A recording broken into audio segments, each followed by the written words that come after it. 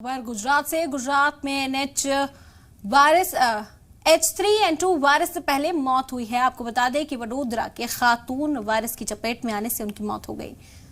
सियाजी अस्पताल में इलाज के दौरान उनकी मौत हुई। 58 साल की खातून हाइपरटेंशन की मरीज थी। स्वाइन फ्लू से म्यूटेटेड वायरस देश में ये तीसरी मौत है। आपको बता दें कि H3N2 वायरस की जांच के लिए सैंपल पुणे लैब में भेजे गए हैं। इससे पहले हरियाणा में भी एक शख्स की मौत हुई थी। 2 मौतें हो चुकी थी इससे पहले और एक और मौत रिपोर्ट की गई है गुजरात में। H3N2 वायरस की पहली मौत है। वडोदरा के खातून की वायरस की चपेट में आने से मौत हो गई है। सियाजी अस्पताल में इलाज के दौरान इस खातून की जान चली गई। बता दें कि हाइपरटेंशन की मरीज थी। स्वाइन फ्लू का म्यूटेटेड वायरस है जिससे देश में तीसरी मौत हुई है। अलर्ट पर सरकारें हैं। आपको बता दें कि हेल्थ मिनिस्ट्री ने पहले से ही अलर्ट जारी कर दी है। तमाम गाइडलाइंस को फॉलो करने की अपील की जा रही है।